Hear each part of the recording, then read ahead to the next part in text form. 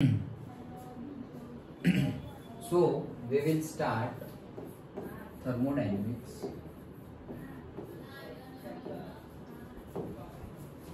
Last lecture we have started thermodynamics, but say due to power issue we have stopped, right? Say 5-6 minutes we have discussed. So again quickly those 5-6 minutes quickly we will go through, and then we will discuss in detail. So thermodynamics, again thermodynamics word is made up of two different words, that is one is therm and second is dynamics. So क्या बताया था? therm means क्या? Energy. Okay, therm means energy, or say to be precise therm means heat. Okay, and heat is a form of energy. Okay, so therm is heat, thermo. Okay, say thermal engineering. So that is a branch. Thermal engineering is a branch in which all the engineering aspects. Suppose say AC. So AC is a thermal machine, we can say. Why? Because it deals with the temperatures, heat. Heat means temperatures again. Okay, so AC है वो temperatures के साथ deal करता है. से water cooler है, air cooler है, refrigeration है, हमारा फ्रिज, वो भी हम वो सबको क्या बोलेंगे हम? से दे आर थर्मल मशीन्स, ऐसा हम बोल सकते हैं. Okay, so therm means say heat which is a form of energy. And then dynamics. So what is dynamics? Yes, so dynamics again three things we have discussed. Basically two things. One is at rest and one is in motion. So when the object is at rest, it is called status. Okay, static condition, or say yes, static condition. Okay, again I was about to speak statistics. Okay, so statics, and when in motion it is called kinetics or kinematics, both. Okay, again in that two types are there. Motion में है, but motion कौन से forces की वजह से है, वो forces को हम निग्लेक्ट कर रहे हैं, हमें कोई लेना देना नहीं है कौन से फोर्सेस की वजह से मोशन में है ना, दैट्स इट. अगर वैसे हम एनालिसिस कर रहे हैं, स्टडी कर रहे हैं, दैट इज काइनेटिक्स और kinematics. But if we are considering the forces due to which motion is taking place, okay, वैसे फोर्स जिसकी वजह से ये मोशन हो रही है, वो फोर्सेस को भी अगर कंसीडर करें हम तो इट इज डायनेमिक्स, और फोर्सेस को कंसीडर ना करें तो it is kinematics. Okay, done. So now हम यहां पर देख रहे हैं थर्मोडायनेमिक्स. अब ये दोनों को इकट्ठा कर दिया है. इकट्ठा कर दिया मतलब थर्म और डायनेमिक्स को इकट्ठा कर दिया. मींस क्या कि say we can say heat in motion, we can call like that word per se. Okay, thermodynamics मतलब कि से हीट इन मोशन, और say energy in motion, energy in motion.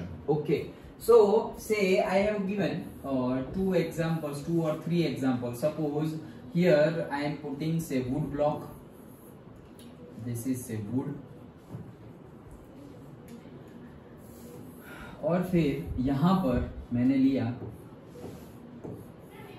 Would लिया, फिर वुड के बाद से यहां पर कुछ पेट्रोल ले लिया. ओके, एंड से सेम वे एक कंटेनर में हमने ले लिया, आई हैव टेकन से कोल. ओके, तीनों को अभी मैं हीट दे रहा हूं, मतलब गर्म कर रहा हूं.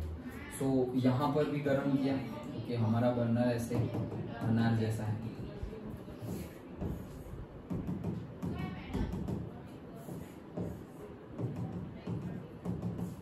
तीनों को अगर गर्म कर रहा हूं, ऑक्सीजन ऑलरेडी प्रेजेंट है, मतलब हम कंबशन कर रहे हैं. कंबशन मतलब हमने देखा था 10th में केमिकल रिएक्शन, मतलब कि ये सब क्या है? रिएक्टेंट है. क्या क्या रिएक्टेंट है? Say wood plus oxygen, that is the reactant. Okay, so wood plus say oxygen, petrol plus say oxygen, coal plus say oxygen. So these are what? Reactants. Okay, अब रिएक्टेंट में से क्या बनता है? प्रोडक्ट बनता है. तो यहां पर कुछ प्रोडक्ट बनेगा,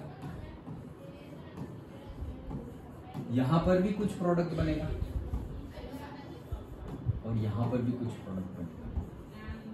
सो प्रोडक्ट तो बनेगा. Eight the same time combustion process है ना, तो कंबशन प्रोसेस में मेनली दो चीज रिलीज होती है.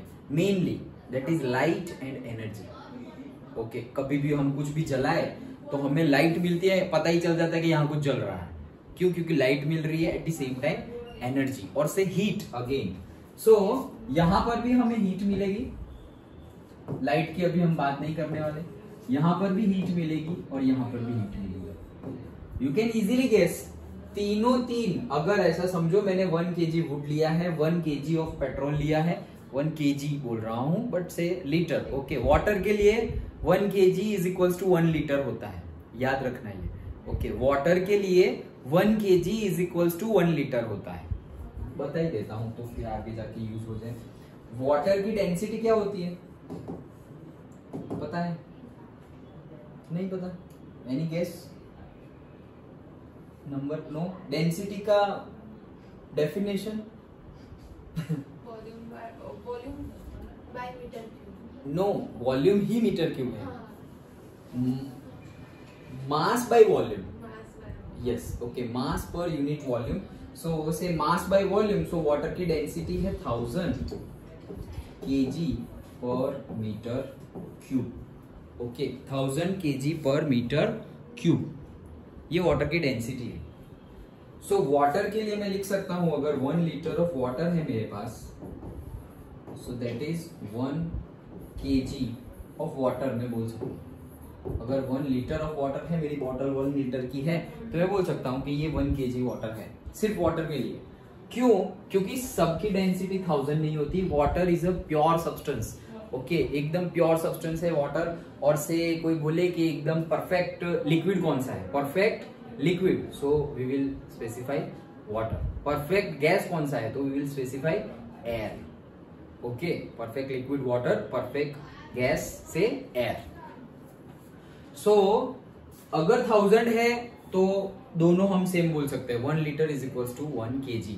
बट अगर 1000 से कम है, ओके, सपोज पेट्रोल की डेंसिटी क्या लगता है? 1000 से ज्यादा होगी या कम होगी? ज्यादा होगी, श्योर। पता है, हम मॉनसून में जब गाड़ी घुमाते हैं तो किसी किसी की गाड़ी में से पेट्रोल और ऑयल लीक होता है, तो जहां पे वो गड्ढे होते हैं उसमें पानी भर गया होता है मॉनसून का, और उसमें वो ऑयल और पेट्रोल गिर जाता है, तो वो ऊपर दिखता है, हमें याद हो तो। और रेनबो टाइप भी दिखता है, थोड़ा कलरफुल, देखा है ऐसा? ओके, सो मतलब वाटर के ऊपर ये ऑयल और पेट्रोल है, पेट्रोल ही हम समझते हैं, नॉट ऑयल। ओके, और ऑयल भी ले लो, चलो वाटर के ऊपर ऑयल है। What does it mean? किसकी डेंसिटी ज्यादा है? वाटर की डेंसिटी ज्यादा है।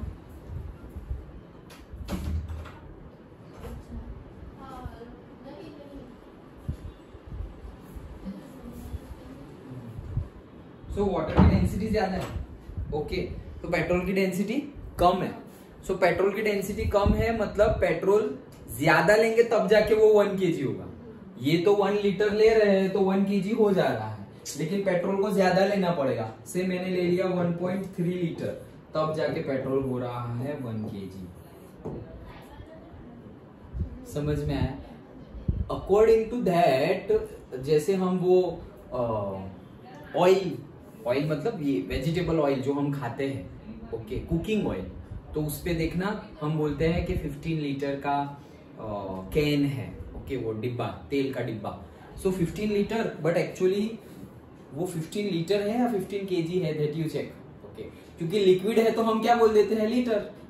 लिक्विड है तो हम लीटर बोल देते हैं, बट तुम देखना अभी आज ही जाके घर जाके, it will be written kg। Okay, so it's not 15 litre, it is 15 kg। Litre भी देते हैं, बट अगर 15 लीटर होगा तो क्या वो 15 kg होगा? नहीं होगा ना। ऑयल कैसे होगा? 15 लीटर 15 kg कैसे हो जाएगा? वाटर हो जाएगा। ओके, लेकिन बाकी कोई नहीं होगा। अगर 1000 से ज्यादा डेंसिटी है तो भी एग्जैक्ट नहीं होगा, और 1000 से कम है तो भी एग्जैक्ट नहीं होगा। अगर एग्जैक्ट 1000 है तो ही 1 litre is equal to 1 kg होगा। ओके, ये याद रखना, आगे जाके एमसीक्यूज में भी काम आएगा। अंडरस्टूड? ओके, चलो हम यहाँ आ जाते हैं वापस। सो वुड है, मतलब अब मान लो 1 kg वुड लिया है, मास में बोल रहा हूं मैं, अब वॉल्यूम कितना भी हो मैं तो मास बोल रहा हूँ। ओके, 1 kg वुड लिया, 1 kg पेट्रोल लिया और 1 kg कोल लिया, सबको जला रहा हूं with the same amount of heat I am giving. तीनों को सेम अमाउंट ऑफ हीट दे रहा हूं, तीनों को सेम अमाउंट ऑफ ऑक्सीजन दे रहा हूं, क्या लग रहा है कि सब में ये जो हीट प्रोड्यूस हो रही है उसका अमाउंट सेम होगा? Same amount of heat I am giving, same amount of oxygen I am giving, fuel की क्वांटिटी भी सेम है, सेम केजी ऑफ फ्यूअल। सो क्या लग रहा है, हीट सेम होगा? नहीं होगा। क्यों? करेक्ट, फ्यूल के नेचर पर डिपेंड करता है। फ्यूल की केमिकल एनर्जी कितनी है उसके अंदर, सारे फ्यूल के अंदर केमिकल एनर्जी होती है। ओके, सो फ्यूल के ऊपर डिपेंड करेगा। So this heat may be different, से अगर किलो जूल में बात करें, सो this is say 50 kilo joule, 100 kilo joule, and coal का से 75 किलो जूल। कहीं से भी हम मतलब डिफरेंट हमने किलो जूल मिलेंगे हमें, मतलब कि हीट सेम मिलेगी नहीं। तो हम क्या बोल रहे थे अभी, थर्मोडाइनेमिक्स। तो ये जो रिएक्शन है, रिएक्टेंट से प्रोडक्ट बनना, तो रिएक्टेंट से प्रोडक्ट बनना मतलब मोशन में है, मोशन में है, केमिकल रिएक्शन हो रही है। ऐसा तो नहीं कि हो चुकी है, हो रही है तब तो ये बनेगा। तो केमिकल रिएक्शन हो रही है, इंक्लूडिंग हीट रिलीज भी होगी, हीट दे भी रहे हैं, at the same time heat release भी होगी।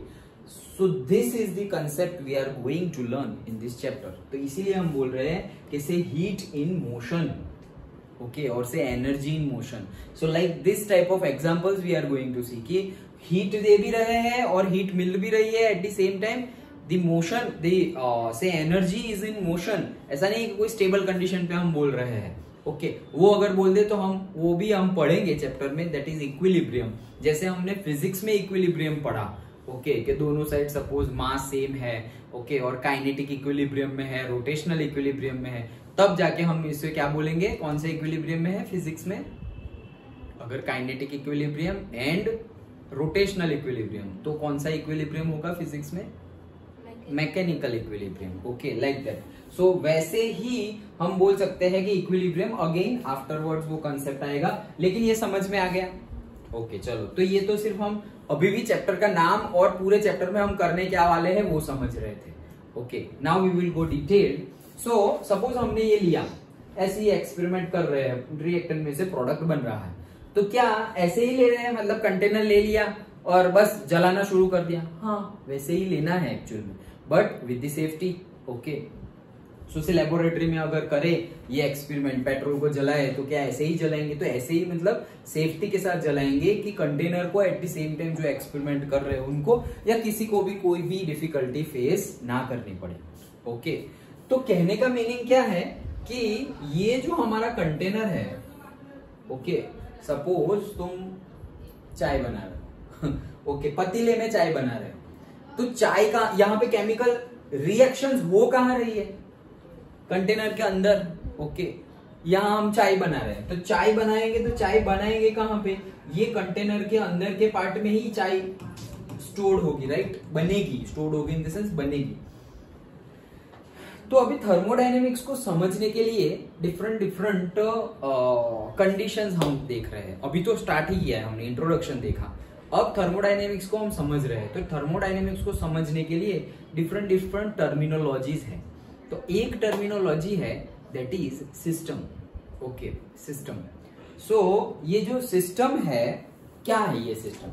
तो इन शॉर्ट बहुत ही इजी कि ये जहां पे हम ये कर रहे हैं ना, जहां पे ये एक्टिविटी की, समझने के लिए, जहां पर हम ये एक्टिविटी की, कोई भी केमिकल एक्टिविटी की या फिर कोई भी रिएक्शंस तुम कर रहे हो, जहां पर ये एनर्जी इन मोशन वाला एक्सपेरिमेंट कर रहे हो, वो जो कंटेनर में कर रहे हो, that is nothing but a system, समझने के लिए। तो ये एक सिस्टम है, ये भी एक सिस्टम है, ये भी एक सिस्टम है। अंडरस्टूड? ओके, तो सिस्टम इन सेंस, अब ये नहीं लिखना है कि पतीला मतलब सिस्टम ओके, बट समझने के लिए कि ये पतीला जो है वो सिस्टम है, क्योंकि उसी में हम एक्टिविटी कर रहे हैं। ओके, अब आ जाते हैं डेफिनेशन पे। समझ गए, सिस्टम जहां पे हम करेंगे काम वो सिस्टम है हमारा। ओके, नाउ से वर्ल्ड का ऐसा पार्ट, पूरा वर्ल्ड है ये सिस्टम, ये पतीला भी कहां पे है, वर्ल्ड के अंदर ही है। ओके, सपोज मैं यहाँ पे कर रहा हूँ एक्सपेरिमेंट, सो चाय बना रहे हैं, सपोज पतीला रखा, दूध डाला, पानी डाला, बस पूरी चाय नहीं बनाएंगे, तो ये पतीला है। ओके ओके, सो ये पतीला है। अब ये कहाँ पे है? क्लासरूम में है। क्लासरूम कहाँ है? ये सोसाइटी में है, ये स्टेट में है, ये नेशन में है, ये वर्ल्ड में है। ओके, ये यूनिवर्स में, ये वर्ल्ड में है। सो डेफिनेशन सिस्टम, ये मेरा सिस्टम है। तो मतलब अब बोले सिस्टम को डिफाइन करो। सिस्टम को डिफाइन करना मतलब कितना टफ काम हो गया, क्योंकि हम ये चींटी को डिफाइन कर रहे हैं एलिफेंट की कंपैरिजन में। पूरा वर्ल्ड है, उसके रिस्पेक्ट में हम ये पतीले को डिफाइन करो ऐसा पूछ रहे हैं। ओके, तो वर्ल्ड कितना बड़ा है और सिस्टम इतना सा है। कितना भी बड़ा, ये रूम सिस्टम क्यों ना ले लो, फिर भी वर्ल्ड की कंपेयर में छोटा ही है। ओके, ये घर पूरा ले ले हम एज अ सिस्टम, फिर भी वर्ल्ड की कंपेयर में तो बहुत छोटा है। अरे पूरा का पूरा नेशन ले लो ना तुम, पूरा का पूरा नेशन ले लो। ओके, फिर भी अगर वर्ल्ड की बात करें, वर्ल्ड की, तो कितना छोटा है। वो एक फोटोग्राफ शायद तुमने देखा होगा, हमारे प्लैनेट्स होते हैं, सन होता है, फिर उसमें एक छोटा सा बिंदु ऐसे पॉइंट होता है, दैट इज अर्थ। अब सोचो वहां पे जगह भी नहीं है पॉइंट करने की, तो उसके अंदर हम कहाँ होंगे। ओके, मतलब सपोज ये पूरा ये वर्ल्ड मैप है। ओके, तो हम रुको, ये हमने थिकनेस कम कर दी, तो ये पूरा वर्ल्ड मैप है और यहाँ पर इंडिया है। इंडिया के अंदर से गुजरात है, गुजरात के अंदर भरूच है और हम ये दिखाई दे रहा है उतने ही है हम। ओके, दिखाई नहीं दे रहा है, लाइक दैट। ओके, फिर भी तो रेड से किया है, चलो व्हाइट से करते हैं, बस इतने ही है। Okay, like that. सो हम सिस्टम को डिफाइन कर रहे हैं with respect to world. Okay, so बहुत ही ज्यादा ना इंसाफी होगी बट फिर भी करना तो पड़ेगा। सो इट इज दी से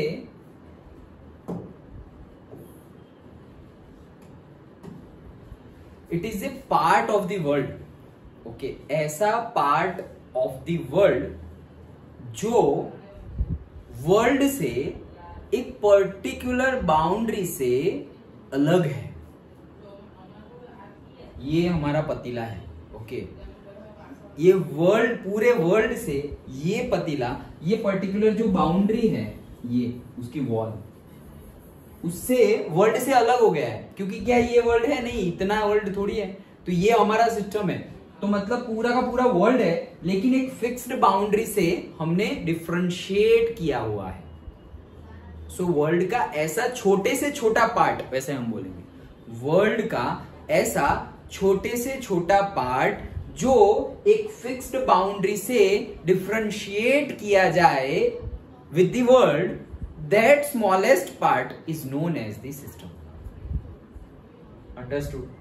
वर्ल्ड का ऐसा छोटे से छोटा पार्ट, जो पार्ट को हमने वर्ल्ड से ही सेपरेट किया है with the help of fixed boundary. Fixed boundary, और बाउंड्री भी फिक्स्ड भी होती है और मूविंग भी होती है। ओके, बट सिर्फ हम यहाँ पे बाउंड्री बोलेंगे विथ अ से boundary, so that smallest part in which we are doing our interactions, okay, that smallest part is our system. Simple, समझ में आ गया? Okay, so this is the system.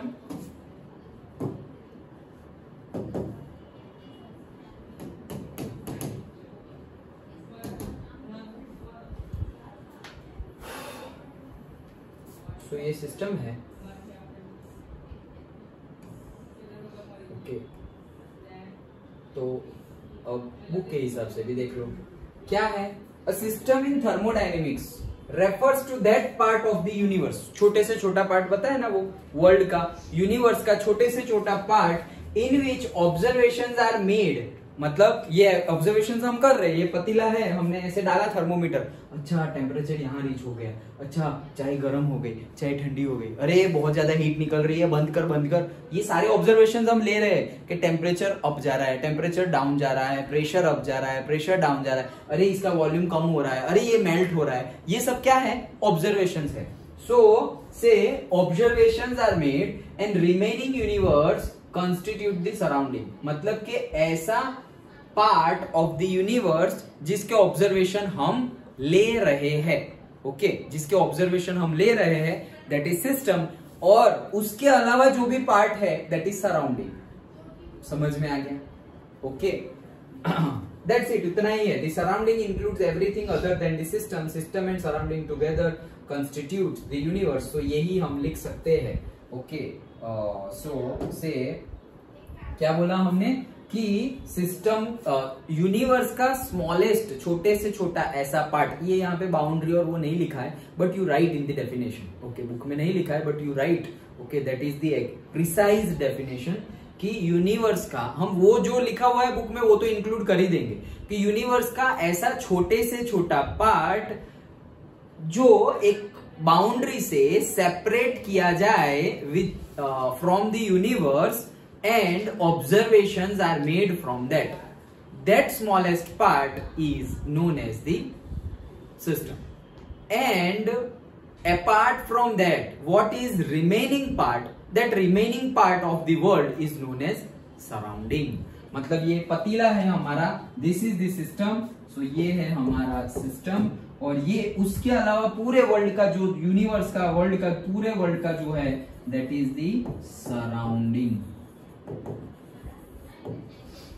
Okay, so you can use this formula, say universe is equals to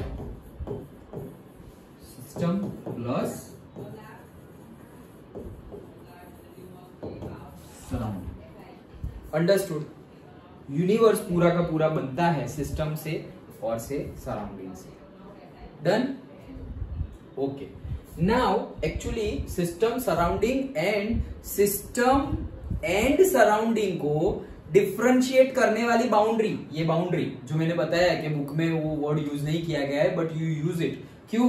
क्योंकि अगर तुम further study में जाओगे अगर, तो वो वर्ड आएगा. So the surface which separate और differentiate system and surrounding, that surface is known as boundary.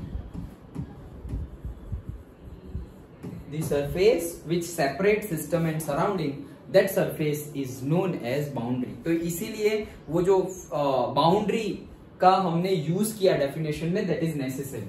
Actually ये इसलिए बता रहा हूँ क्योंकि मैंने पढ़ा हुआ है. Okay, so it is a part of say mechanical engineering and particularly मेरा तो मास्टर्स भी इसी में है, थर्मल इंजीनियरिंग में.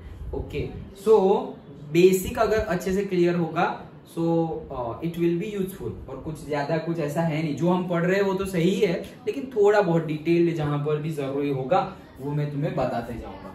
Okay, so system plus surrounding, that is the universe. और सिस्टम और सराउंडिंग को अलग करने वाली जो सरफेस है, that is the boundary. Okay, again याद रख लो, boundary can be fixed and और से मूविंग बाउंड्री भी हो सकती है और फिक्स्ड बाउंड्री भी हो सकती है. मतलब अभी जैसे ये तुमने कंटेनर लिया जिसके अंदर, मतलब पतीला लिया जिसके अंदर तुम चाय बना रहे हो, सो ये बाउंड्री कौन सी है? फिक्स्ड है या मूविंग है? फिक्स्ड है. Yes, correct. ओके, और मैंने एक बलून लिया और नीचे उसको हीट दे रहा हूं, तो बलून का वॉल्यूम क्या होगा? बढ़ेगा. किया है ना? ये नहीं किया हो तो करना. बलून है जिसके अंदर हमने एयर फिल की है. ओके, और बंद कर दिया है, ऐसा नहीं कि खुला रखा है ना, चला जाएगा. सो बंद कर दिया है.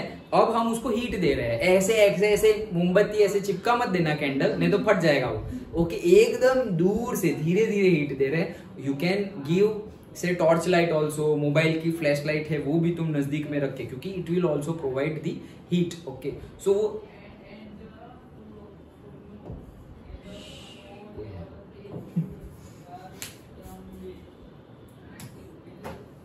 हाँ, तो कहां थे हम? कि हीट पर. यस. सो ये जो बलून है, चलना भाई. हाँ, सो ये जो बलून है, ओके, उसको अगर एयर से फिल्ड बलून है, उसको हमने हीट प्रोवाइड की, तो बलून की साइज बड़ी होगी. क्यों? Any guess reason? नहीं, बहुत सिंपल रीजन है, सोचो. हवा कैसे बढ़ जाएगी? बंद किया हुआ है, हवा कहां से बढ़ जाएगी? हाँ, बलून है, उसके अंदर हवा भरी हुई है और बंद कर दिया है ऊपर से. अब मैं वो बलून को हीट दे रहा हूं. Okay, anyway, by anyway, candle, दूर से कैंडल, मैचस्टिक या फिर से टॉर्च लाइट कंटिन्यूअसली उसके पास रखी हुई है तो हीट जाएगी. Okay, beam of light, laser light, कुछ भी दे रहा हूं so that it will have. और कुछ नहीं कर रहा हूं तो बाहर रख दिया, सनलाइट भी गिर रही है उसके अंदर, so it is gaining the heat, तो उसका साइज बड़ा होता जाएगा. एनी गेस क्यों? उसका साइज बढ़ेगा.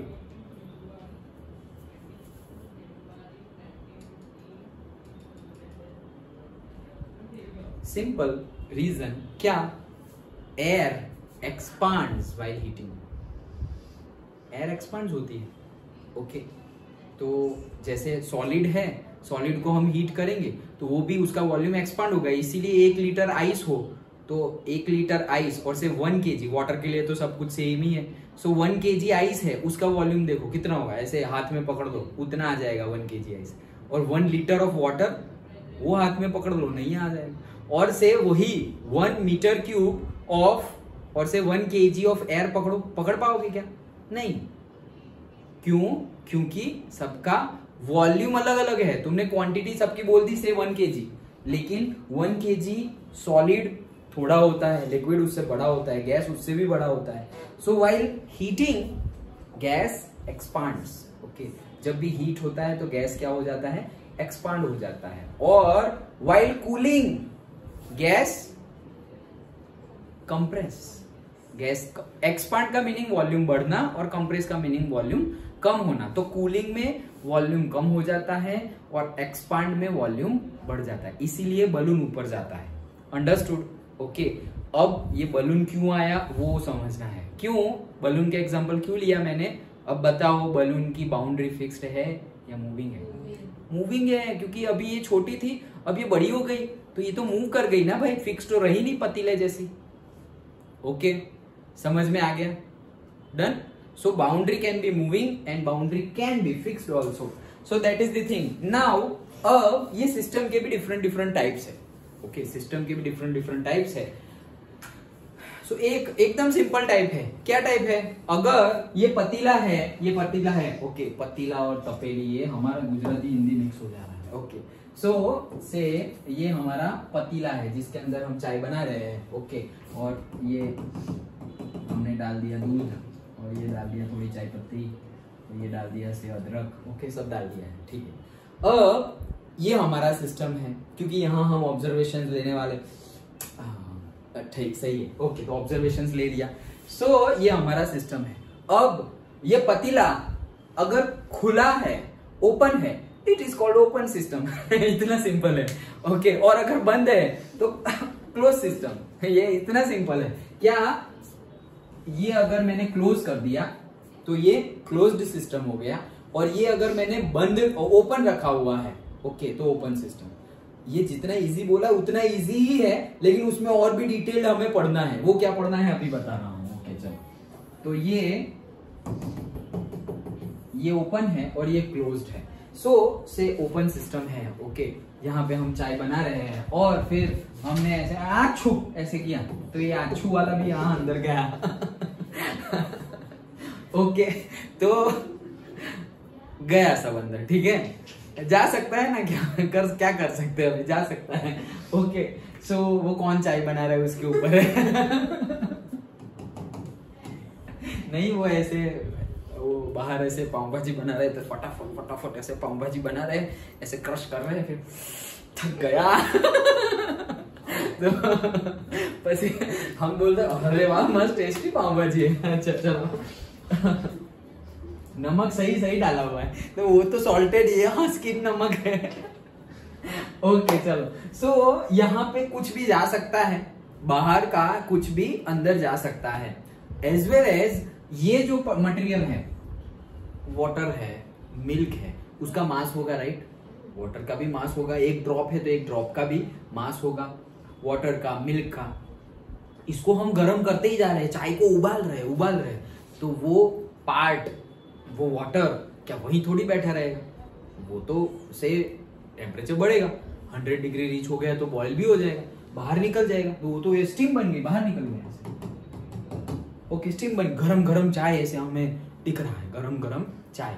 ओके, तो वो ऐसे दिख रहा है, अरे यार एकदम मस्त गर्मा गर्म चाय है, तो चलो पी लो, तो ये स्टीम दिख रही है। दैट मीन्स बाहर की कोई चीज अंदर भी आ सकती है, अंदर की कोई चीज बाहर भी जा रही है, राइट? मास जा रहा है ना। Okay, so mass is transferring, mass transfer हो रहा है। ये कौन सा सिस्टम है? ओपन। सो हम ओपन की बात कर रहे हैं, तो ओपन सिस्टम में मास ट्रांसफर हो रहा है।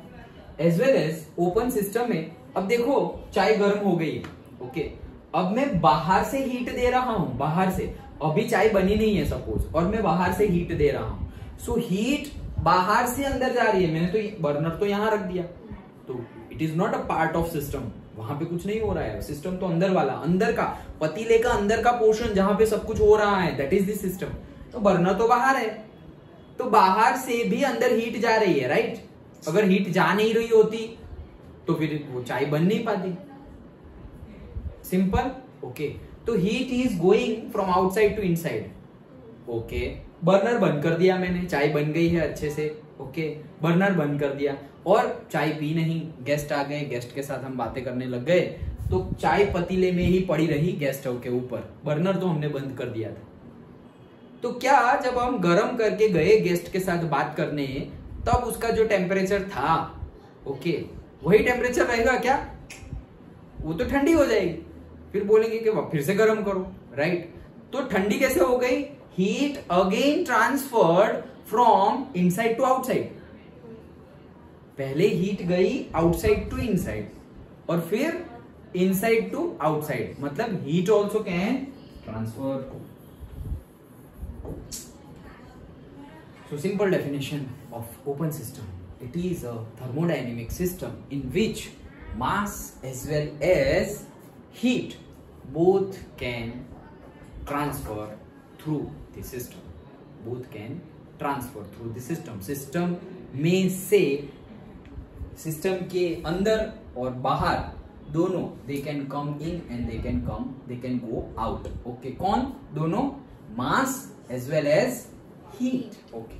अब बात करते हैं इसकी। तो भाई गरम चाय है, हीट दी, तो देखो हीट दी और अंदर गई, हीट दी और अंदर गई, तो भाई हीट तो ट्रांसफर हो गई। अब वापस चाय बन गई और उसको छोड़ दिया हमने, वापस गेस्ट आ गए, फिर से आ गए, ओके। तो अब भी चाय ठंडी हो जाएगी या नहीं होगी? बंद कर दिया है, देखो अब बताओ ठंडी होगी या नहीं होगी? ऊपर से बंद किया है मैंने, ठंडी होगी, राइट? हाँ, उसकी कंपेयर में थोड़ी कम होगी, थोड़ी तो गर्म होगी क्योंकि ऊपर से बंद है, बट फिर भी ठंडी तो होगी। ऐसा तो नहीं है कि वैसी की वैसी ही रहे, थर्मस थोड़ी है ये। ओके, सो हीट बाहर भी जा रही है, अंदर भी आ रही है, तो again heat is transferring, heat transfer हो रही है, ओके, हीट इज ट्रांसफरिंग। मास का क्या हो रहा है भाई? अभी अच्छू किया तो जाएगा क्या अच्छू अंदर? नहीं जाएगा, राइट? तुमने कितना भी बॉईल किया, मिल्क का पार्ट, चाय का पार्ट, अदरक का पार्ट, वाटर का पार्ट, कुछ भी बाहर जा रहा है क्या? कुछ नहीं जाएगा। क्यों? सील टाइट कर दिया, पैक कर दिया तुमने, प्रेशर कुकर है और बंद कर दिया, तो फिर कैसे कुछ होगा? समझ में आ रहा है? ओके, तो ये समझ में आया, क्लोज्ड है। तो ये क्या है? Heat can transfer but mass can not. That system is known as closed system. तो which is open and which is closed वो तो तुम लिखोगे, लेकिन साथ साथ में ये लिखना है in which transfer of mass and heat both can taking place, और in which only heat can transfer but mass can not transfer, that is the close system, that is the open system, like that. Simple है, okay. जैसे कि मैंने ये bowl लिया और उसके अंदर ये आइस क्यूब ले लिया, आइस क्यूब। बताओ ये ओपन सिस्टम है या क्लोज सिस्टम? ओपन सिस्टम है, सिंपल।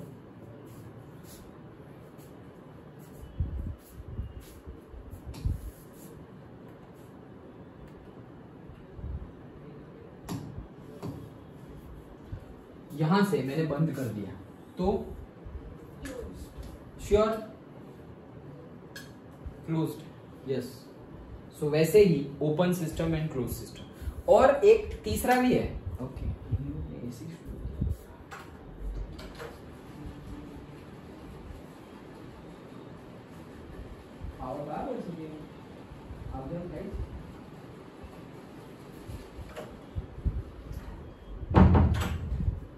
तो third system is also there, okay, but it is somewhat different from this two. देखो यहां पर दोनों ओपन सिस्टम में दोनों का ट्रांसफर हो सकता है, यहां पर सिर्फ एक का ट्रांसफर हो सकता है, ओके। वो भी किसका? हीट का, नॉट मास का। कभी ऐसा नहीं हो सकता सर मास का हो सकता है लेकिन हीट का नहीं हो सकता, तो भी ओपन है। हाँ तो भी ओपन है, लेकिन ऐसा सिस्टम बताओ कि मास का हो सके लेकिन हीट का ना हो सके। मास ही साथ साथ में हीट लेके चला जाएगा, मास ही हीट लेके चला जाएगा, तो दोनों का हो ही जाता है। Okay, and third one is also there, जिसमें यहाँ पे दोनों का हुआ, यहाँ पे एक का हुआ। थर्ड सिस्टम है जिसमें दोनों का ही नहीं हो रहा है, दोनों का ही नहीं हो रहा है। So this is say open system, this is say closed system, and third one is isolated system.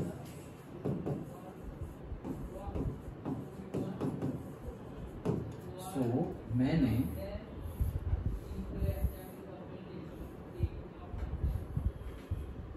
ये कंटेनर बनाया। ओके, दिस इज से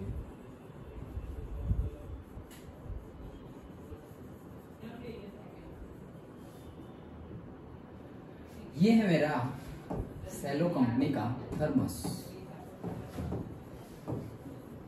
ओके, ये कैप भी लगा देते हैं।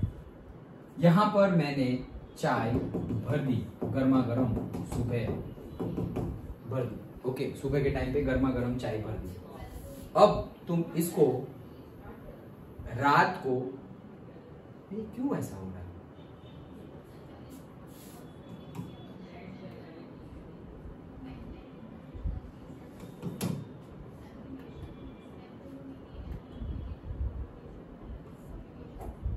ओके, तुम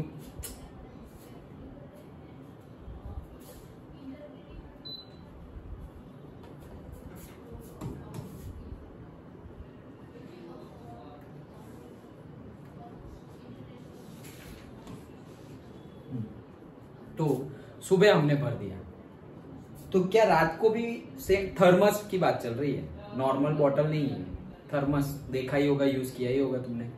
सो उसमें रात को भी चाय गर्म रहती है क्या? सुबह भरा हुआ रात को भी गर्म रहती है? नहीं रहती। कौन सी कंपनी का?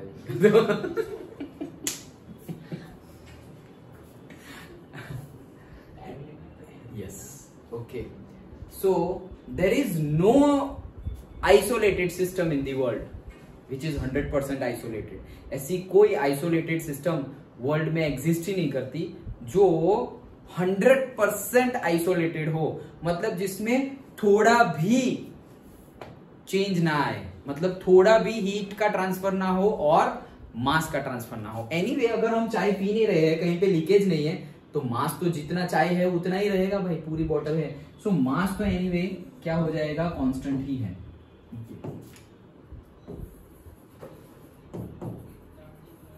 और याद रखना, there is no system which is perfectly isolated, there is no system in the world which is perfectly isolated. लेकिन हम अभी इतने परफेक्ट की बात नहीं कर रहे हैं, हम थोड़ा बहुत की बात कर रहे हैं कि भाई चलो टेम्परेचर थोड़ा तो रहता है, मतलब नॉर्मल बॉटल में सपोज आधे घंटे में ही ठंडी हो जाए, लेकिन यहाँ पर तुम रात को लोगे तो भी गर्म होगी। बट जो तुरंत बनाई हुई है 100 डिग्री सेल्सियस 90 डिग्री सेल्सियस जैसी गर्म, वैसी गर्म नहीं होगी। ओके, सो और बहुत ही अच्छी कंपनी का ले लिया तुमने थर्मस। ओके, मान लो सुबह जैसी है वैसी ही रात को है, हो सकता है ना, मेटल की क्वालिटी, पैसे तुमने ज्यादा खर्च किए, मेटल की क्वालिटी सब कुछ डिपेंड है। ओके, जो हमारे थर्मस होते हैं वैसे ही से सेलिब्रिटीज है वो सेम थर्मस यूज नहीं करते, वो तो फ्लाइट पकड़ते हैं, फ्लाइट के पहले चाय बनाई हुई होती है, फ्लाइट में बैठ जाते हैं, वहां उतर जाते हैं, फिर भी चाय पीते हैं तो गर्म होती है, सोचो। Okay, very long time. So इसको आज सोना है ऐसा लग रहा है। हाँ, क्या सिस्टम खराब हो गया। ओके, सो कहने का मीनिंग क्या है कि हम टेम्पररी बात कर रहे हैं। जैसे मैंने बताया, there is no perfectly isolated system in the world, but अगर बहुत ही ज्यादा एक्यूरेसी से तुमने डिजाइन किया हुआ है तो भी चलो मान लो सुबह का टेम्परेचर रात को भी मिल रहा है, दूसरे दिन भी मिल रहा है मानो, लेकिन कल सुबह जितना था उतना आज सुबह नहीं मिलेगा, थोड़ा बहुत कम हो गया होगा। फिर से उसके रात, उस सेकेंड डे नाइट तो बहुत कम हो गया होगा, थर्ड डे मॉर्निंग तो भाई अब तो वो नॉर्मल जैसा हो गया होगा। लाइक जितना टाइम पीरियड ज्यादा उतना वो हो गया होगा, ओके लाइक दैट, मतलब उतना हीट रिलीज हो गया होगा, that we can understand, okay. But हम यहाँ पर एज्यूम कर रहे हैं कि वो आइसोलेटेड है, so in that say heat also we are considering constant, okay. So the system in which neither mass nor say heat can transfer in and out of the system, that system is known as isolated system, understood? और उसका example तुम यही दे दो, thermos, done, okay. सो ऐसी system जिसमें मास और heat दोनों का ही ट्रांसफर नहीं हो रहा है, वो उसको बोलते हैं हम isolated system, done, okay. Suppose ऐसा समझो हमारे टेरेस पर जो वाटर टैंक है वो वाटर टैंक सिस्टम है, तो ये कौन सा सिस्टम है?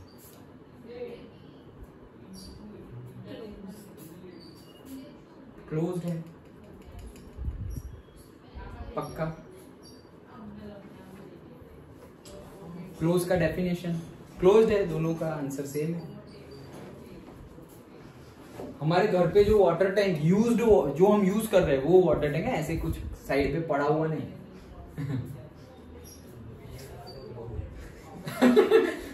वो ढक्कन बंद करके रखा है ओके। सो हाँ, गैस क्या गैस किया? क्लोज्ड। अब डेफिनेशन बताओ, डेफिनेशन क्या था? ट्रांसफर होगी बट मास ट्रांसफर नहीं होगा, अच्छू नहीं होगा, दैट इज क्लोज्ड। बट ये क्लोज है तो मास ट्रांसफर होता रहता है, correct, okay. So that is not correct, क्यों? क्योंकि मतलब that is correct but your answer is not correct, that it is a close system. So जो क्लोज दिख रहा है वो भी क्लोज नहीं है, देखो ढक्कन तुमने बंद किया हुआ है, जो क्लोज्ड है एक्चुअल में फिर भी वो क्लोज नहीं है। इससे सब दुनिया ही ऐसी हो गई है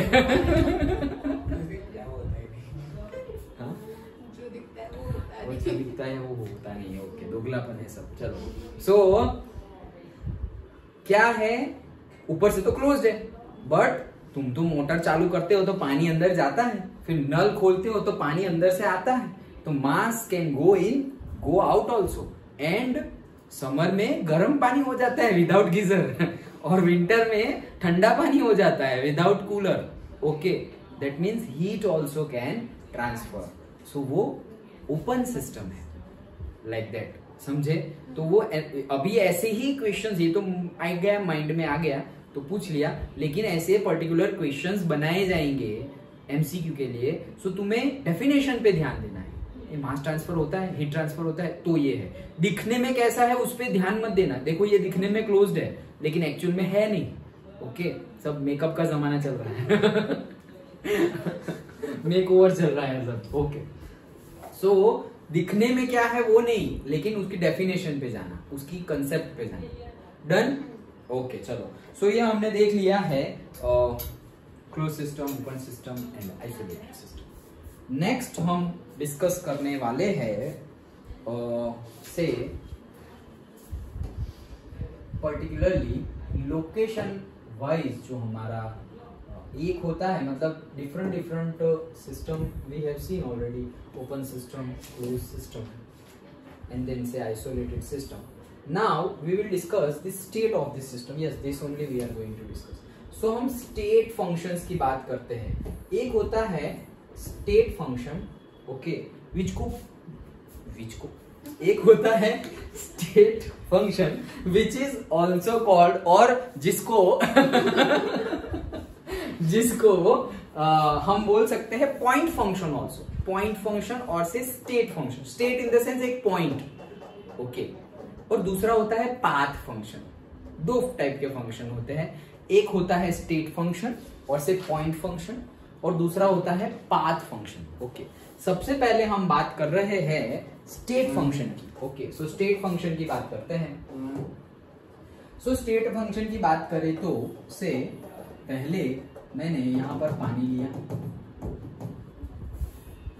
दूसरे केस में यहां पर भी मैंने पानी लिया,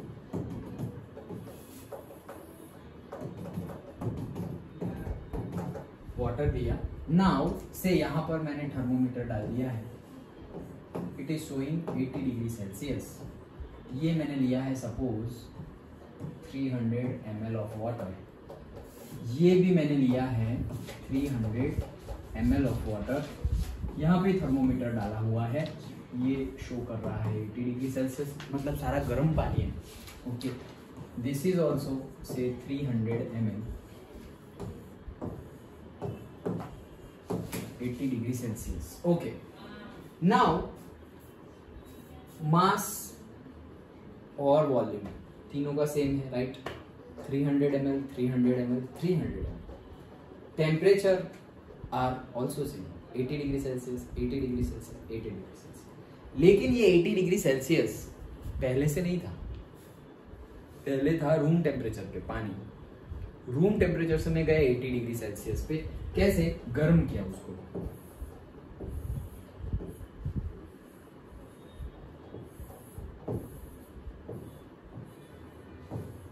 तो कैंडल थ्रू गरम किया, और कैंडल थ्रू मतलब ऐसा समझो कि 1000 कैंडल चली गई।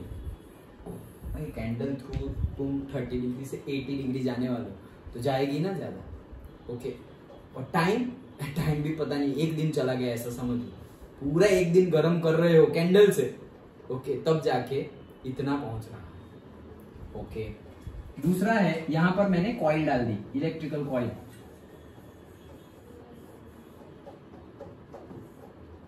इलेक्ट्रिकल कॉइल डाल दी है।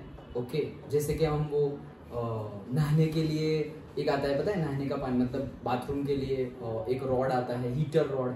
ओके, यूज किया होगा या देखा होगा शायद तुमने, बकेट में डायरेक्टली हमें सिर्फ प्लेस कर देना है, लेकिन वो प्लास्टिक की नहीं, मेटल की, एल्यूमिनियम या किसी मेटल की बकेट होनी चाहिए। तो ऐसे हमने डाल दिया, पानी स्विच ऑन कर दी, तो पानी गर्म हो जाएगा। Electrical heating. ओके, सो जैसे कि केटल होता है, केटल तो देखा होगा तुमने, होटल में जाएंगे तो भी केटल रखा होगा, फिर मिल्क पाउडर के पाउच रखे हुए होंगे, तो उसमें हम चाय बना सकते हैं। अरे गैस तो नहीं है, अरे इलेक्ट्रिकल है, लाइक दैट। सो कॉइल डाल दी है। ओके, इलेक्ट्रिकल हीटर नहीं आता आज के डेट में, इलेक्ट्रिकल हीटर आता है, गैस गीजर आता है, so electrical geyser. Okay, like that. So say electrical coil है। वैसे हमने कहाँ चले गए, हम यहाँ पे कैंडल से 80 डिग्री पे पहुंच गए, यहाँ पर हम कॉइल से 80 डिग्री पर पहुंच गए। यहाँ पर क्या करेंगे, अब करेंगे हम से बर्नर लगा देंगे।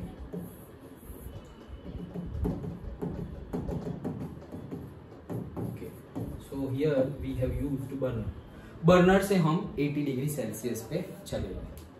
सो व्हाट इज स्टेट फंक्शन?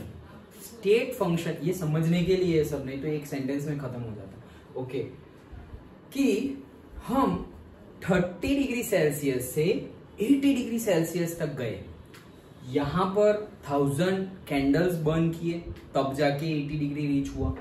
यहां पर हमने से 1 आवर के लिए ये coil, electrical coil, heater coil on रखी, तब जाके 80 डिग्री सेल्सियस हुआ। और यहां पर हमने बर्नर को से 30 मिनट्स के लिए ऑन रखा, तब जाके वो 80 डिग्री रीच हो गया। अब देखो सारे के सारे 80 डिग्री रीच हो गए हैं, सारे के सारे क्या हो गए हैं, 80 डिग्री रीच हो गए हैं। अब तुम मुझे बताओ कि पहले वाटर के पास तो 30 डिग्री सेल्सियस का वाटर था, मतलब उसके अंदर जो हीट होगी 30 डिग्री सेल्सियस जितनी होगी।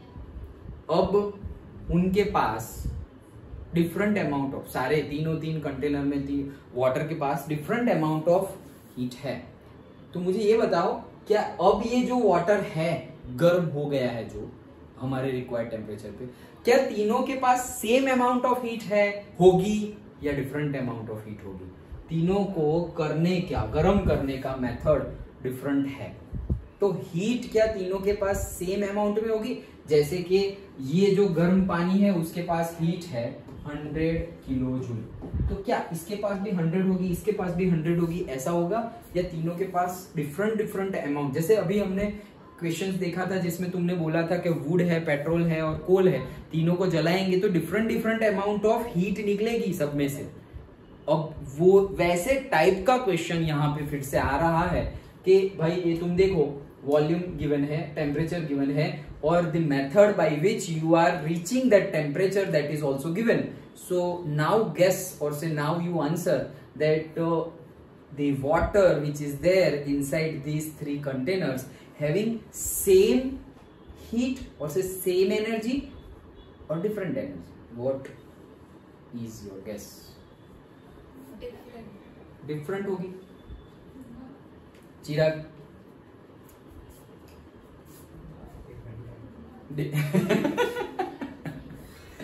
अच्छा, so क्यों different? टाइम कंज्यूम सारे अलग कर रहे हैं ना, तो जिसके पास ज्यादा हीट होगी, जिसके पास ज्यादा हीट होगी पहले से तो सबके पास सेम है, 30 डिग्री पे वाटर है, मतलब वो ज्यादा हीट कंज्यूम लेगा, मतलब इनटेक. हाँ, वो ज्यादा उसके पास होगा, हीट होगी, लाइक जो ज्यादा कंज्यूम कर रहा है हीट. हाँ समझ गए. वो उसके पास ज्यादा हीट होगी, ज्यादा एनर्जी होगी. क्या लग रहा है कौन ज्यादा कंज्यूम कर रहा है? बर्नर ज्यादा कंज्यूम कर रहा है. मतलब ये वाला जो पानी है, मतलब बर्नर ज्यादा हीट दे रहा है, ऐसा ही बोलना चाह रहा हूँ ना तुम. वो तो दे रहा है, पानी ले रहा है, राइट. सो ये वाला वाटर ज्यादा हीट को गेन कर रहा है, ऐसा बोल रहे हो तुम, compare to this and this. जल्दी, टाइम ऑल्सो मैटर्स, जल्दी. ओके, सो यही पे हमारा स्टेट फंक्शन है कि सबकी हीट सेम होगी, नो चेंज. ओके, यही है स्टेट फंक्शन. क्या कि जैसे कि टेम्परेचर है, okay, so temperature is also a state function. कौन? टेम्परेचर. यहां लिख रहा हूं, TEMPERATURE, temperature.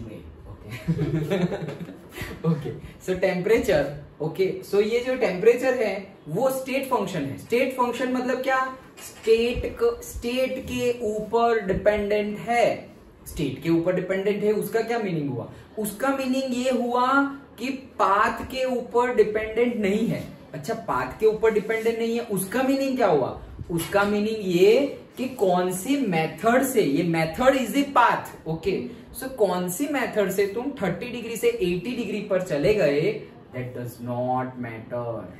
Okay, so temperature तो 80 डिग्री है, मतलब 80 डिग्री है. मतलब अगर तुम्हें गर्म पानी चाहिए 80 डिग्री सेल्सियस वाला, तो तुम लोगे और फिर नहाने लगोगे गर्म पानी से. तुम गर्म पानी से आइडेंटिफाई नहीं कर सकते कि मैंने जो तुम्हें गर्म पानी दिया है वो कैंडल से दिया हुआ, गर्म किया हुआ है, कोल जलाकर गर्म किया हुआ है, इलेक्ट्रिकल हीटिंग से गर्म किया हुआ है. वो तुम नहीं बोल सकते. क्यों? तुम्हें पता ही नहीं चलेगा. हाँ, तुम पूछोगे कि इसको कितना टाइम लगा, इसको कितना टाइम लगा, तो तुम्हें पता चलेगा, अदरवाइज पता नहीं चलेगा. और पता कर भी तुम कुछ नहीं कर सकते. क्यों? क्योंकि एक बकेट का तुम्हें 50 रुपीज देना है, तो 50 रुपीज देना ही पड़ेगा. ओके, फिर कैसे भी गर्म किया हुआ हो. ओके, सो यहाँ पर क्या अंडरस्टैंड कर रहे हैं हम, क्या समझना है कि temperature is a state function. State function means what? ये जो मेथड है, ये जो पाथ है to reach that state. Okay, state in the sense location. ऐसा समझो कि पहले 30 डिग्री सेल्सियस का वाटर था विच इज लोकेशन ए, और अब 80 डिग्री सेल्सियस का वाटर है which is location B. So location A से लोकेशन बी की तरफ आने वाला जो ये रास्ता है, उसके ऊपर वो डिपेंडेंट नहीं है. दिस इज द रास्ता. Okay, this is the path, this is the रास्ता. ओके, सो ये पाथ के ऊपर डिपेंडेंट नहीं है. मुझे तो चाहिए भाई 80 डिग्री लाओ, बस दैट्स इट, मेरा काम हो गया, 80 डिग्री लाओ. सो वो टेम्परेचर अगर आ गया, that is the state function. तो state function again simple words में मैं बता दूं. सो स्टेट फंक्शन और से which are known as state function. Okay, which property is this is a state function? So we can say the property in which the property is dependent only on the point or only on the state, but does not depend on the path followed, that is known as the state function. Understood? Okay, so देखो यहाँ पर भी हम state function book में से भी देख लेते हैं, लेकिन आई होप कि तुम्हें पता चल गया होगा. पता चल गया स्टेट फंक्शन क्या है, कि वो रास्ते के ऊपर, पाथ के ऊपर डिपेंडेंट नहीं है. ओके, सो सी दिस, कौन कौन से स्टेट फंक्शन है ये रहे, देखो say we specify by the state variables. यहाँ पे the state of a thermodynamic system is described by its measurable और से मैक्रोस्कोपिक प्रॉपर्टीज। तो ये स्टेट कैसे डिफाइंड किया जाता है? मेजरेबल मतलब जिसको हम मेजर कर सके वैसी प्रॉपर्टी, जिसको मेजर ही ना कर सके उसका क्या करेंगे? सो मेजरेबल और से मैक्रोस्कोपिक प्रॉपर्टी। मैक्रोस्कोपिक और माइक्रोस्कोपिक, सी वो तो आया ही नहीं, ओके। अदरवाइज थर्मोडायनेमिक्स का जैसे मैंने बताया ना, सिस्टम से स्टार्ट किया हमने, सिस्टम से भी पहले ये टॉपिक आता है, ओके। जब तुम हायर स्टडीज करोगे, कॉलेज लेवल की स्टडीज करोगे, फिर भी थर्मोडायनेमिक्स साथ रहेगा, ओके। तो उसमें क्या है कि पहले दो वेज है, दो मेथड है थर्मोडायनेमिक्स को अंडरस्टैंड करने के। एक होता है मैक्रोस्कोपिक और एक होता है माइक्रोस्कोपिक। टू से ब्रांच इज देयर ऑफ से सेम थर्मोडायनेमिक्स। सो थर्मोडायनेमिक्स की दो ब्रांच है, एक ब्रांच है मैक्रोस्कोपिक और दूसरी ब्रांच है microscopic, okay. What is macroscopic? Mac, एक है MAC और एक है MIC। सो मैक्रोस्कोपिक मतलब you are larger, means say you are studying the larger picture, okay. Suppose एक लीटर 1 लीटर ऑफ वाटर है, उसका टेम्परेचर 30 से 80 डिग्री तुमने किया, ओके। तो तुम पूरे के पूरे 1 लीटर के बारे में बात कर रहे हो 30 to 80। और माइक्रोस्कोपिक में तुम बोलोगे कि 1 लीटर ऑफ वाटर है ना, उसमें से 6.022 into 10⁻23 numbers of water droplets है और सबका टेम्परेचर डिफरेंट है, फिर सबका इंटीग्रेशन करेंगे तब जाके हमें मिलेगा 80 डिग्री सेल्सियस। तुम घुस गए अंदर, ओके। एकदम डिटेल्ड में चले गए कि अच्छा ये सबका प्लस करेंगे, एवरेज करेंगे तब जाके 80 मिलता है। उतनी डीप माइन्यूट स्टडी में चले गए। सो दैट इज दूसरा नाम भी है उसका बताता हूं, दैट इज माइक्रोस्कोपिक। एक है मैक्रो दैट इज बड़ा और एक है माइक्रो दैट इज छोटा। उसी के दूसरे नाम है, मैक्रो का नाम है क्लासिकल थर्मोडायनेमिक्स, ओके। ऊपर से ही बता रहा हूं, अभी आया इसलिए, नहीं तो सिलेबस में तो नहीं है ये चीज।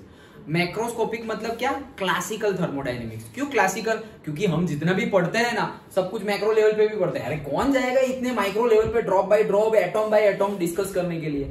इतना ज्यादा नहीं जाना है भाई हमें, और गए तो भी आंसर सेम ही आने वाला है, ओके। इतना डिटेल में गए तो भी ऐसा समझो 1 लीटर ऑफ वाटर है, 80 डिग्री सेल्सियस का है। अच्छा, अब तुम बोल रहे हो यहाँ पर 1 करोड़ ऑफ वाटर ड्रॉपलेट्स है, इनके सबके ड्रॉपलेट्स का टेम्परेचर डिफरेंट है, सबका इंटीग्रेशन करो, फिर देखो कि कोई चेंज है या नहीं, फिर सब कुछ इंटीग्रेशन करो। इंटीग्रेशन करोगे जो आंसर आएगा वो 80 ही होगा। इसका आंसर भी 80 है, इसका आंसर भी 80 है, बट सबका अलग अलग होता है ना भाई। जैसे कि डॉक्टर है तो भाई ह्यूमन बींग्स का डॉक्टर अलग होगा, जानवरों का डॉक्टर अलग होगा। तो किसको किस में इंटरेस्ट है, ओके, और कहाँ एडमिशन मिल रहा है उसके ऊपर डिपेंड है। ओके, सो इंटरेस्ट तो भी साइड में हो जाता है। सो हमारा इंटरेस्ट कहाँ पे है? तुम्हें माइक्रोस्कोपिक स्टडी करनी है या मैक्रोस्कोपिक स्टडी करनी है, उसके ऊपर डिपेंडेंट है। इंटरेस्ट कहीं पर भी हो, अगेन इट डिपेंड्स कि तुम्हें एडमिशन कहाँ मिल रहा है और पैसे कहाँ ज्यादा मिलेंगे बाद में जॉब में, ओके, वहां हम चले जाते हैं। अभी 2 दिन मैंने एक कांड किया ऐसे ही। पैसे कहाँ मिलते हैं वहां चले जाओ। फिर जस्ट अभी क्लास से पहले फुल स्टॉप लगा के आया, एक मैसेज छोड़ के आया हूँ। मैंने एक ऑनलाइन क्लास शुरू किया था। स्टूडेंट कहाँ से है पता है? ऑस्ट्रेलिया से। 2 दिन किया भी, अच्छा ही है, मुझे मतलब प्रॉब्लम कुछ नहीं है, but the thing is schedule is too much tight, okay. मुझे जो एनालिसिस करना पड़े, तुम्हारी नोट्स के लिए मैं जो रिसर्च करता हूँ, नोट्स इन द सेंस जो भी मैं पढ़ाता हूँ, कई चीजें ऐसी है जो, बहुत सारी चीजें ऐसी है जो मुझे पता है, लेकिन बहुत सारी ऐसी भी चीजें हैं जो मैं हर बार एक नया वे ढूंढता हूं कि तुम्हें बता दूं, ओके। और विद द गॉड ग्रेस अच्छे एग्जाम्पल मिल जाते हैं। जैसे अभी हमने चाय बना दी तो एग्जाम्पल मिल गया, वाटर टैंक का एग्जाम्पल मैंने तुम्हें पूछा कि भाई वो ओपन है या क्लोज्ड है, तो भाई गॉड ग्रेस वो आ रहा है, ओके। तो उसमें तो हम कुछ कितना भी पढ़ लो, अगर अभी बोल पा रहे हो दैट इज गॉड ग्रेस। और मैंने बहुत कुछ पढ़ लिया लेकिन डिलीवर नहीं कर पा रहा हूं, क्या मीनिंग है उसका, ओके। ऐसे भी बहुत सारे टीचर्स है, इतना खतरनाक नॉलेज है लेकिन डिलीवर नहीं कर पा रहे हैं, okay. So we respect them, but at the same time हमें करना क्या है कि स्टूडेंट को समझ में आ जाए। ओके, तो वो भी अपना कुछ ना कुछ तो कर ही लेते हैं, फिर वो टीचिंग में पीएचडी लाइन में और साइंटिस्ट वाली लाइन में चले जाते हैं, जहां उनको कुछ सिखाना नहीं है, खुद रिसर्च करते हैं। जैसे इसरो में चले गए, डीआरडीओ में चले गए, डिफेंस में चले गए, डीआरडीओ इसरो में चले गए, तो वहां पे you are not going to teach, वहां पे तुम अंदर घुसे हुए हो, ये कैसे करेंगे, वो कैसे करेंगे, खुद ही काम कर रहे हो, खुद ही तुम्हारा एक एम है, वो एम को तुम्हें खुद से रीच करना है। ओके, यहाँ पर सपोज एक एम है, मुझे भी मेहनत करनी पड़ेगी, तुम लोगों को भी मेहनत करनी पड़ेगी, दोनों मेहनत करेंगे तब जाके वो एम रीच होगा, लाइक दैट। सो जल्दबाजी में आके वो किया, बट से schedule is tight, so just I have posted a message that I can not continue, otherwise है कुछ नहीं।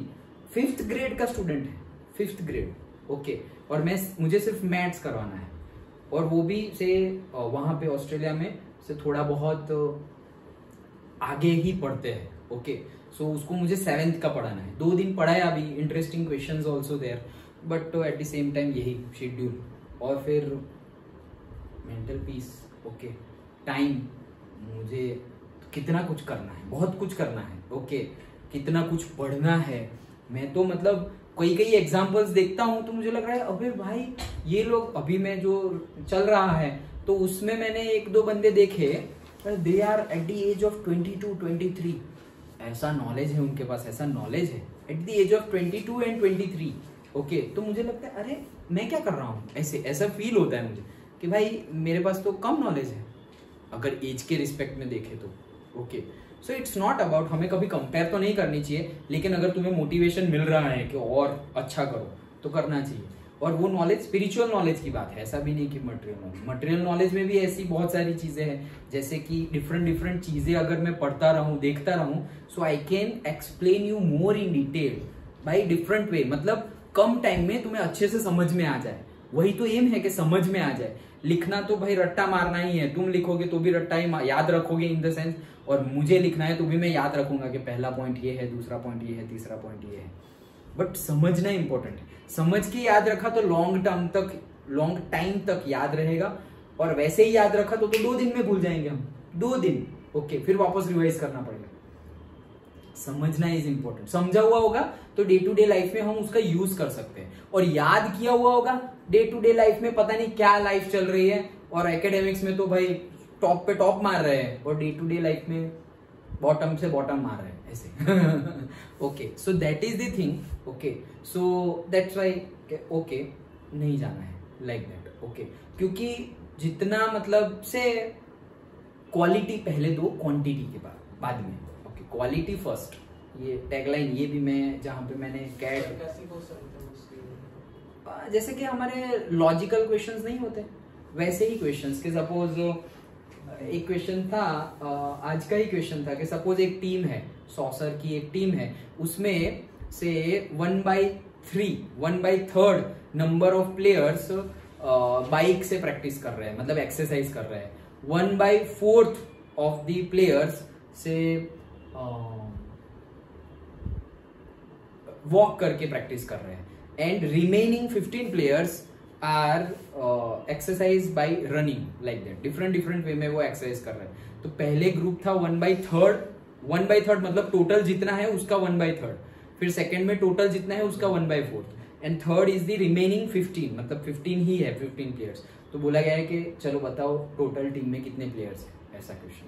तो लॉजिकल हमें गिनना पड़ेगा, जैसे हम मैथ्स लॉजिकल रीजनिंग नहीं देखते, अभी तो तुम्हें इतना नहीं आता है, पर 12th के बाद अगर if you are preparing for say any entrance exam and something, so not JEE और नीट की बात कर रहा हूँ, वहां पे तो ये पूरा 11th 12th का ही बेसिक आता रहेगा। लेकिन उसके अलावा कोई कॉम्पिटिटिव एग्जाम, ओलंपियाड जैसे देते हैं, ओके, ये सारी एग्जाम और कॉम्पिटिटिव एग्जाम की एंट्रेंस एग्जाम, या फिर कोई कॉलेज और यूनिवर्सिटी की एंट्रेंस एग्जाम दोगे, वहां पे ऐसे क्वेश्चन होते हैं। So they are preparing in advance, वो तो करते ही है, वो मैं तुम्हें बताया ही है पहले भी, अभी भी आगे भी बताऊंगा। They are too much advance में चलते, बहुत ज्यादा एडवांस में। सोचो वो अभी 5th में है, 7th का डिस्कस कर रहे हैं, like that. Okay, so that mentality should be there कि भाई अच्छा, तो जब 7th में आएंगे तो वो 9-10 का पढ़ रहा हो, ओके, तब जाके उसका दिमाग उतना चलेगा। अगर if you feel that you are slow, then start early start कर दो,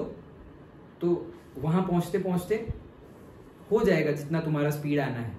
और तुम्हें लग रहा है तुम स्लो नहीं हो, बाकी जैसे ही हो, फिर भी स्टार्ट अर्ली, तो वो बाकी जहां आ रहे हैं उससे कई आगे पहुंच जाओगे। Okay, it's all about, okay, कोई कंपटीशन। एक बहुत ही अच्छी मैंने वीडियो देखी थी, छोटी सी ही थी, short type, okay, I will share if possible, मिल जाए तो फिर से, कि there is nothing like say competition is a myth, but कौन कितनी जल्दी स्टार्ट करता है, that factor is deciding that who is going far, okay?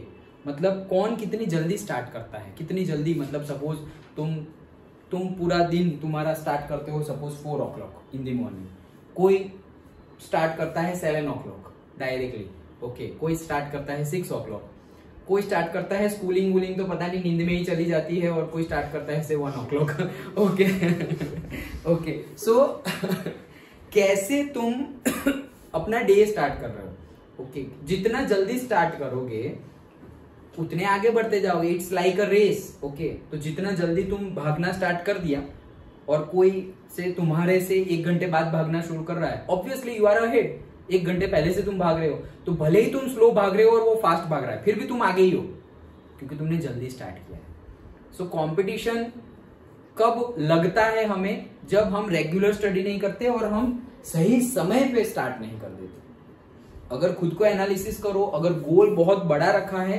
तो सपोज तुमने 12th का गोल अभी तुम बना दो कि भाई मुझे डिस्ट्रिक्ट टॉप करना है, ओके, वो 12th का गोल तुमने बना दिया, so you have to start early. तुम्हारे जैसे ऐसे हजारों स्टूडेंट्स होंगे जो ऐसा गोल बनाएंगे, बताएंगे नहीं बट बनाएंगे, ओके, किसी को नहीं बताएंगे, नॉट इवन देयर पेरेंट, उनको भी सरप्राइज देना है, या पेरेंट्स को भी सरप्राइज देंगे, टीचर्स को भी सरप्राइज देंगे। हाँ, फिर टीचर को कभी बताना पड़े कि सर मुझे ये नहीं आता, ये नहीं आता, ये नहीं आता, टीचर को पता चल जाएगा, अच्छा तू ये लेवल के क्वेश्चंस कर रही है या कर रहा है, that means you are aiming high, okay. तो टीचर को पता चल जाएगा और फिर टीचर हेल्प करेगा, टीचर को तो बताना ही पड़ेगा ना, क्योंकि भाई उनकी हेल्प से तो जाना है वहां पर, ओके।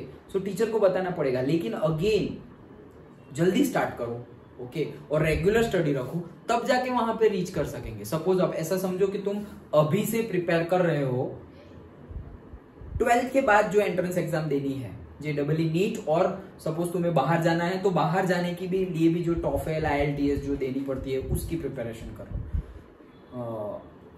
बहुत बार मैंने तुम्हें वो एग्जाम्पल दिया है मेरे कजिन के बेटे का, तो वो जब 12th में था, हाँ सो 12th में था, सो जब 12th में वो आया, ओके, उसी समय से उसने वो जो बाहर जाने के लिए IELTS और वो सब एग्जाम देनी पड़ती है वो प्रिपरेशन कर ली। अब सोचो 11th की स्टडी करनी है, क्योंकि वो उसको JEE भी देना है, जस्ट फॉर सेटिस्फेक्शन, जाना है बाहर, लेकिन सेटिस्फेक्शन के लिए JEE के कहाँ पे मैं स्टैंड कर रहा हूँ सबके बीच में, तो वो भी देनी है, JEE देनी है, बोर्ड एग्जाम की बोर्ड सबसे मेन तो बोर्ड है, ओके, तो बोर्ड एग्जाम की भी प्रिपरेशन करनी है एट द सेम टाइम। उसके बाद बाहर जाना है, फिर तुम ऐसा नहीं कि 1 साल का गैप ले लो और फिर प्रिपेयर करो, वो भी बुरा चॉइस नहीं है, लेकिन यू हैव कंज्यूम्ड टाइम, 1 साल ज्यादा ले लिया तुमने, ओके। तो अगर साथ साथ में प्रिपेयर कर रहे हो, सो अगर कर सकते हो तो ऐसा ना हो कि फिर बोर्ड में कम मार्क्स आए और फिर बाहर जाने का हो जाए, कम मार्क्स से बाहर जाने में फिर एडमिशन वहां पे अच्छी यूनिवर्सिटी में ना मिले, ये तो बाहर जाने की केस है। अदरवाइज यहाँ पर भी बोर्ड में कम मार्क्स आ गए और फिर सपोज कोई एंट्रेंस एग्जाम में तुमने क्रैक कर लिया, तो अगेन वहां पे कई यूनिवर्सिटीज में एडमिशन सिर्फ एंट्रेंस एग्जाम के बेस पे नहीं मिलता, बोर्ड प्लस एंट्रेंस एग्जाम 60-40 का रेशियो, 40-60 का रेशियो होता है, ओके, दोनों परसेंटेज मिला के एडमिशन मिले। सो हमें सब जगह अच्छे करना है, तो वो 8 बजे तक तो स्कूल्स के बाद कोचिंग एंड ऑल ट्यूशन सब स्टार्ट 7-8 o'clock तक, 8 बजे से 1.5 hour 9:30 तक, ओके, ऑनलाइन क्लास से बड़ौदा अहमदाबाद, रोज की प्रैक्टिस ऑलमोस्ट 6-7 मंथ ऐसा चला। तो कंटिन्यूअसली 12th का पढ़ना है, बोर्ड की प्रिपरेशन, JEE नीट की प्रिपरेशन, एंड वो study as well as preparation. सोचो कितना hectic schedule, not even single day, okay. अभी मैंने जैसे अभी तुम्हें एग्जांपल दिया, 2 दिन मैंने हेक्टिक शेड्यूल किया खुद ब खुद, ओके। तो मुझे लगा वो भाई मुझे क्या जरूरत है, ऐसा लगा मुझे, इतना तो क्या जरूरत है, जितना करना है क्वालिटी पे काम दो। तो वहां उसने क्वालिटी करने के लिए क्वांटिटी कम नहीं की, इनपुट ज्यादा दिया, ओके, सो वो तो हमारे ऊपर चॉइस है ना कि तुम्हें करना क्या है, ओके, क्वांटिटी कम करके क्वालिटी को इंक्रीज करना है या वही क्वांटिटी रखकर क्वालिटी को इंक्रीज करना है। देखो कुछ ना कुछ तो छूटेगा, छोड़ना पड़ेगा, सेक्रीफाइसेस, जैसे मैंने 10th में भी बताया है, ओके, तो वो करना पड़ेगा। सो वो करता था, सोचो 10th में भी मार्क्स आए, 12th में भी आए, अभी 1 साल हो जाएगा, अभी 1-2 महीने में वो वहां पर है, अर्न भी कर रहा है। कितना अर्न कर रहा है पता है?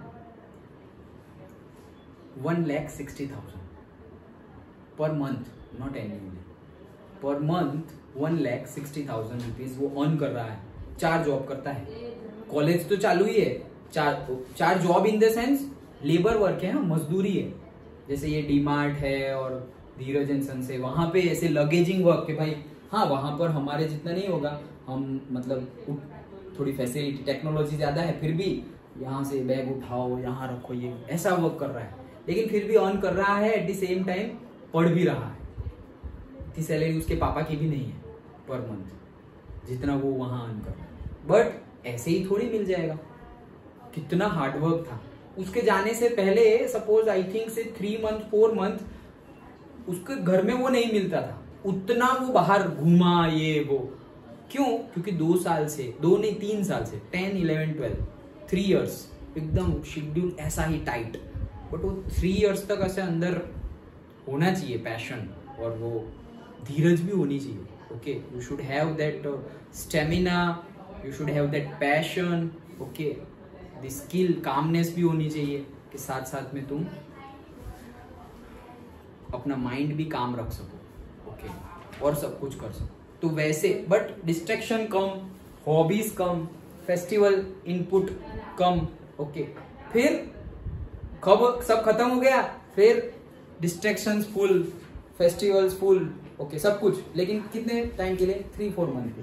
तो इतना एंजॉय किया कि भाई हाँ इनफ है, इतने टाइम एंजॉय नहीं किया, फिर एंजॉय कर लिया, इनफ, सेटिस्फेक्शन है। ऐसा नहीं है कि वहां पर उसने बहुत ज्यादा सेक्रीफाइस तो किए, ऐसा थोड़ी है कि जिंदगी भर वो सेक्रीफाइस करते रहने हैं, थोड़े टाइम के लिए करने हैं ना।